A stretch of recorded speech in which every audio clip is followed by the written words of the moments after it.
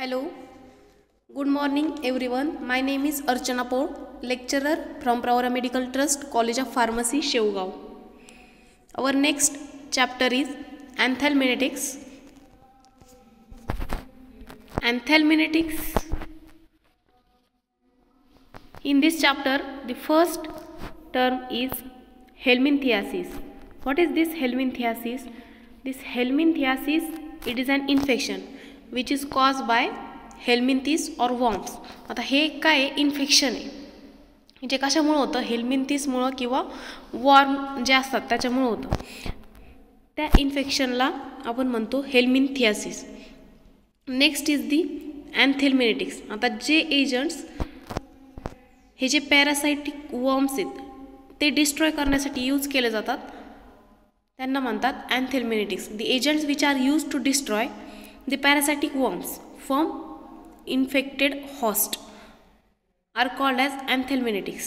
For example, piperazine citrate, albendazole, thiabendazole हे झाले त्याचे एक्झाम्पल. आता हे एक इन्फेक्शन आहे की जे हेल्मिंथिस, इथं फोटो दिलाय, हेल्मिंथिस किंवा जे वॉर्म्स असतात हे पिन वॉर्म असतील किंवा थ्रेड वॉर्म असतील ह्यांच्यामुळे हे जे इन्फेक्शन आहे ते होतं. आणि हे अँथेल्मिनेटिक्स म्हणजे हे पॅरासाइटिक वॉर्म्स डिस्ट्रॉय करण्यासाठी जे एजंट्स यूज केले जातात त्यांना म्हणतात anthelmintics. In that first is piperazine. This piperazine it is a white crystalline powder and it is almost odourless. ही एक व्हाईट क्रिस्टलाइन पावडर आहे की जी ओडरलेस असते. And the solubility is it is freely soluble in water and alcohol and it is deliquescent. So this piperazine, it is a white crystalline powder which is odorless. The solubility is freely soluble in water and alcohol, and this piperazine powder, it is a deliquescent. So deliquescent means these are the substances which absorb the moisture from the atmosphere.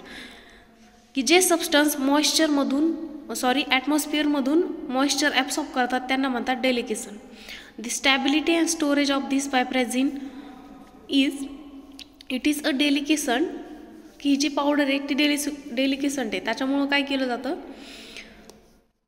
ती काय केली जाते. And also it is affected by light. मग त्यामुळं ती tightly close light resistant कंटेनरमध्ये store केली जाते.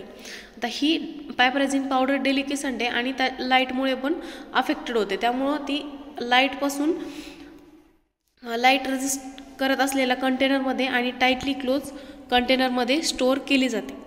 आता त्याचे युजेस काय काय आहेत पायपराझिनचे. It is use to treat round worm infestation, pinworm infestation, hookworm infestation and threadworm infestation. आता हे टाईप आहेत त्या वॉर्मचे की एक कुठल्या कुठल्या इन्फेस्टेशनमध्ये यूज केलं जातात. इन्फेस्टेशन म्हणजे काय, it is nothing but the presence of unusually large of insects और ॲनिमल्स इन अ प्लेस. म्हणजे त्या एका पर्टिक्युलर प्लेसमध्ये लार्ज अमाऊंट ऑफ इन्सेक्ट्स किंवा ॲनिमल असतात की जे त्या एरियाला डॅमेज करतात, त्यांना आपण म्हणतो infestation.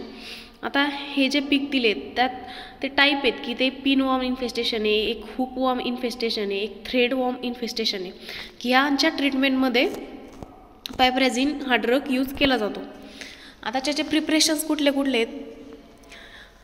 पायपराझिन citrate elixir, piperazine citrate syrup, piperazine phosphate tablet, piperazine citrate tablet, piperazine adipate tablet हे झाले त्याचे प्रिपरेशन्स.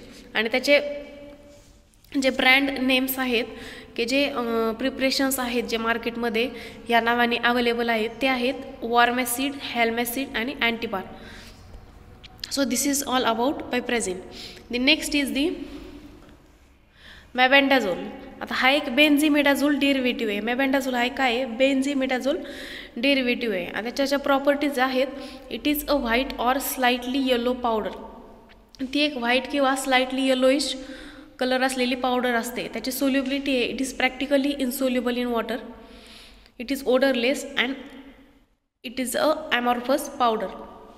आता ही जी पावडर आहे ती प्रॅक्टिकली वॉटरमध्ये इनसोल्युबल आहे आणि ती ओडरलेस असते. ती एक ॲमॉर्फस पावडर आहे.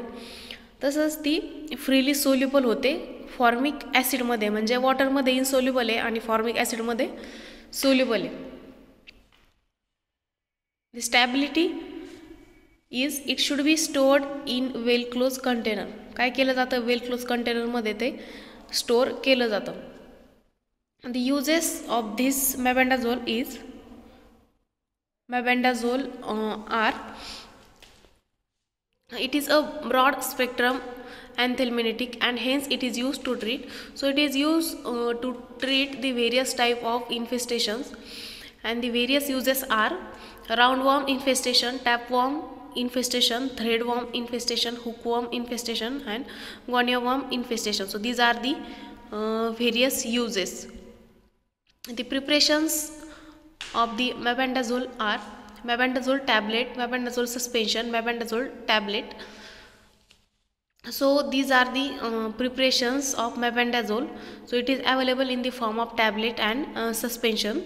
The brand name of mebendazole are Mebex, Warmin, Nemasol. So these are the brand names. And the next and the last one is diethyl carbamazine.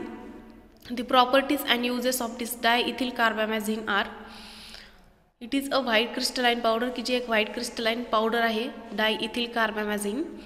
It is odorless and has a bitter taste की जी odorless असते आणि की त्याला एक bitter taste असते. It is soluble in water and practically insoluble in chloroform. The storage is, it should be stored in well closed container and protected from light. The solubility of this diethyl carbamazine is, it is insoluble in water की जी वॉटरमध्ये soluble आहे आणि practically insoluble आहे क्लोरोफॉर्ममध्ये. म्हणजे क्लोरोफॉर्ममध्ये ते काय soluble होत नाही, ते इनसोल्युबल आहे क्लोरोफॉर्ममध्ये आणि वॉटरमध्ये सोल्युबल. आणि ते स्टोरेज दिलं आहे त्याचं diethyl carbamazine. It should be stored in well close container and protected from light. ते कसं स्टोअर केलं जातं की जे टाईटली क्लोज कंटेनरमध्ये स्टोअर केलं जातं आणि it should be protected from लाईटपासून काय केलं जातं, प्रोटेक्ट असं ते स्टोअर केलं जातं. Uses are, it is use to treat roundworm infestation in filariasis, tropical eosinophilia and onchocerciasis. तर कुठं कुठं यूज केलं जातं, it is use to treat roundworm infestation in filariasis.